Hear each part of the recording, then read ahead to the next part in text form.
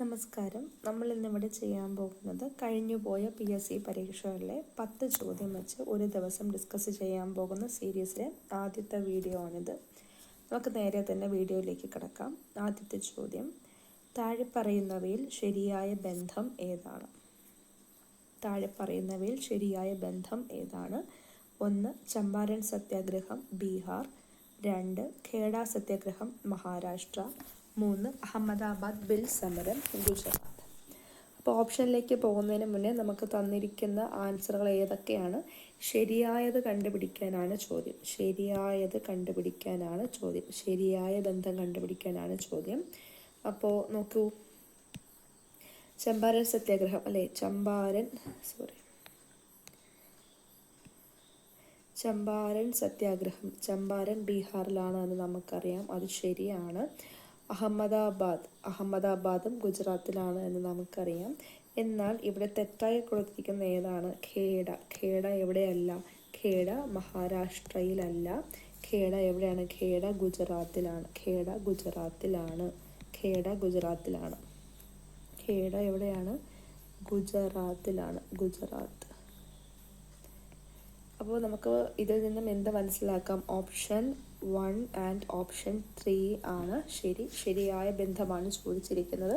അപ്പോൾ 1ഉം 3ഉം ശരിയായിട്ട് വരുന്ന ഓപ്ഷൻ സി ആണ് ഒന്നാമത്തെ ചോദ്യത്തിൻ്റെ ഉത്തരമായിട്ട് വരുന്നത്.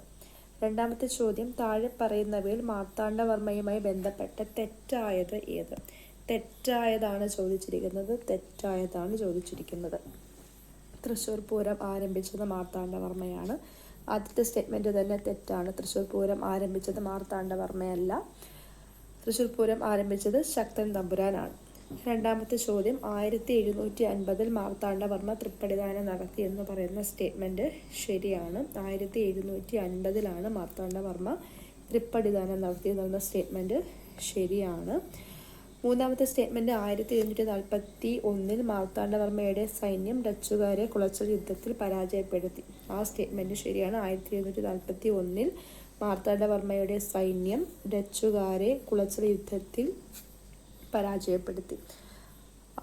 മൂന്നാമത്തെ സ്റ്റേറ്റ്മെൻറ്റും ശരിയാണ്. അങ്ങനെ വരുമ്പോൾ നമുക്കിവിടെ ശരിയായിട്ടുള്ള സ്റ്റേറ്റ്മെൻറ്റുകൾ വരുന്നത് 2ഉം 3ഉമാണ്. അപ്പോൾ നമുക്ക് ചോദ്യം തെറ്റായത് ഏതാണ് എന്നായിരുന്നു. അപ്പോൾ ഇവിടുത്തെ ശരിയായ ഉത്തരം 1 മാത്രം എന്നതാണ്. 1 മാത്രമാണ് തെറ്റ്. ഓപ്ഷൻ 2ഉം 3ഉം ശരിയാണ്. മൂന്നാമത്തെ ചോദ്യം, ചുവടെ നൽകിയിട്ടുള്ളതിൽ EMS നമ്പൂതിരിപ്പാടിൻ്റെ കൃതി ഏതാണ്? ഒരുപാട് ചോദ്യപേപ്പറുകൾ വീണ്ടും കണ്ടുവരുന്ന ചോദ്യമാണ്. EMS നമ്പൂതിരിപ്പാടിൻ്റെ കൃതി ഏതാണ്? 1.25 കോടി മലയാളികൾ. ദേശീയ സമരകാലത്തെ ഇന്ത്യൻ പത്രങ്ങളും അവയുടെ സ്ഥാപക നേതാക്കളുമാണ് താഴെ കൊടുത്തിരിക്കുന്നത്. ശരിയായ ബന്ധം ഏതാണ്? വീണ്ടും ശരിയായ ബന്ധമാണ് ചോദിച്ചിരിക്കുന്നത്. ശരിയായ ബന്ധമാണോ തെറ്റായ ബന്ധമാണോ ചോദ്യത്തിൽ ചോദിച്ചിരിക്കുന്നത് എന്ന് ശരിയായി വായിച്ചതിന് ശേഷം മാത്രം ചോദ്യം ഉത്തരം ചെയ്യാൻ വേണ്ടി ശ്രദ്ധിക്കുക. ആദ്യത്തേത് കേസരി ബാലഗംഗാധര തിലകൻ ശരിയായ ഓപ്ഷനാണ്. കേസരി ബാലഗംഗാധര തിലകൻ ശരിയായിട്ടുള്ള ഓപ്ഷൻ ആണ്. ശരി. യങ് ഇന്ത്യ ആനി ബെസന്റ് അല്ല എന്ന് നമുക്ക് എല്ലാവർക്കും അറിയാം. യങ് ഇന്ത്യ ആരുടെ പത്രമാണ്? യങ് ഇന്ത്യ മഹാത്മാഗാന്ധിജിയുടെ പത്രമാണ്.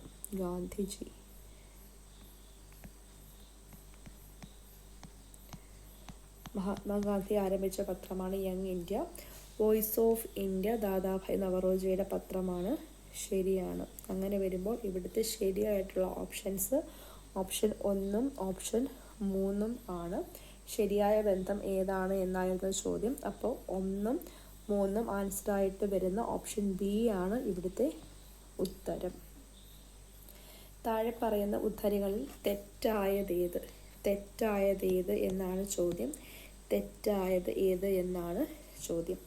എനിക്ക് ശേഷം പ്രളയം ലൂയി 15 അത് ശരിയായിട്ടുള്ള സ്റ്റേറ്റ്മെൻറ്റ് തന്നെയാണ്.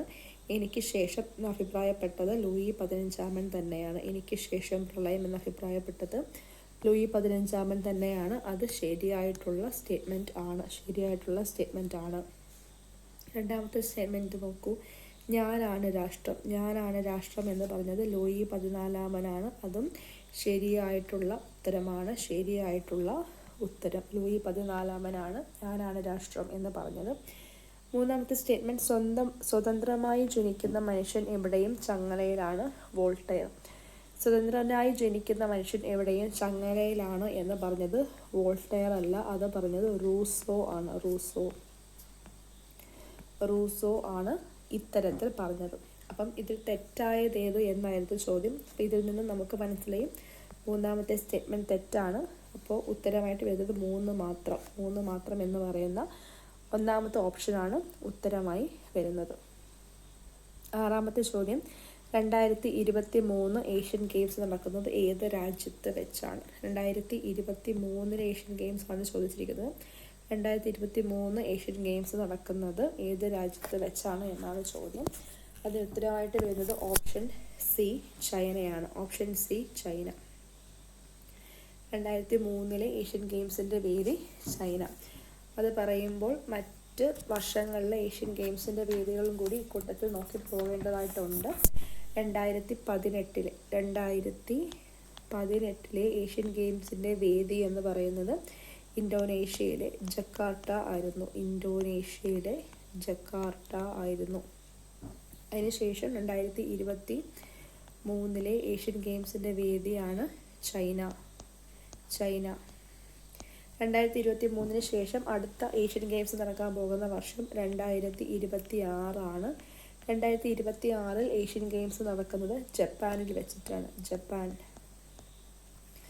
2026 ശേഷം ഏഷ്യൻ ഗെയിംസ് നടക്കാൻ പോകുന്ന വർഷങ്ങൾ 2030 2034 2030 ഏഷ്യൻ ഗെയിംസ് നടക്കുന്നത് ഖത്തറിലെ ദോഹയിൽ വെച്ചിട്ടാണ്.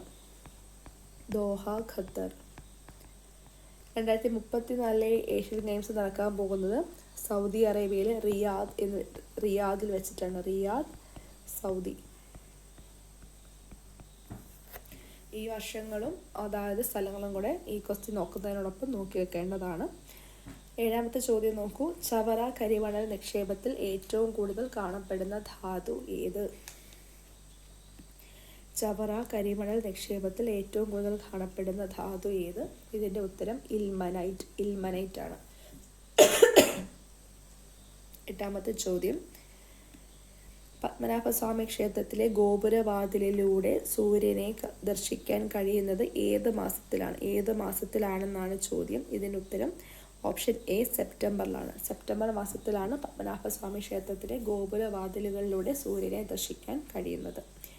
ഒമ്പതാമത്തെ ചോദ്യം, ഏത് സംസ്ഥാനത്തിൻ്റെ ദേശീയ പുഷ്പമാണ് ബ്രഹ്മകമലം? ഉത്തരാഖണ്ഡിൻ്റെ ദേശീയ പുഷ്പമാണ് ബ്രഹ്മകമലം. സുവർണ ചതുഷ്കോണം എന്നത് ഒരു ഡാഷ് ആണ്. സുവർണ ചതുഷ്കോണം അല്ലെങ്കിൽ ഗോൾഡൻ കോട്ടിലാറ്ററൽ എന്നത് ഒരു ഹൈവേ പദ്ധതിയാണ്. സുവർണ ചതുഷ്കോണം എന്ന് പറയുന്നത് ഒരു ഹൈവേ ആണ്. ഇനി ഈ സുവർണ ചതുഷ്കോണം ബന്ധിപ്പിക്കുന്ന 4 പ്രധാന ഇന്ത്യൻ നഗരങ്ങൾ ഏതൊക്കെയാണ്? മുംബൈ, ചെന്നൈ, കൊൽക്കത്ത ആൻഡ് ന്യൂഡൽഹി. ഇങ്ങനെ 4 ഇന്ത്യയിലെ പ്രധാന നഗരങ്ങളെ ബന്ധിപ്പിക്കുന്ന ഹൈവേ പദ്ധതിയുടെ പേരാണ് സുവർണ ചതുഷ്കോണം എന്ന് വെച്ചാൽ 4 കോണുകൾ ഉള്ളത്, 4 സിറ്റികൾ. അപ്പോൾ ഇത് നമ്മൾ നോക്കാൻ ഉദ്ദേശിച്ച 10 ചോദ്യങ്ങൾ ഇതാണ്. മറ്റൊരു വീഡിയോയിൽ അടുത്ത 10 ചോദ്യങ്ങളുമായി നമുക്ക് വീണ്ടും കാണാം.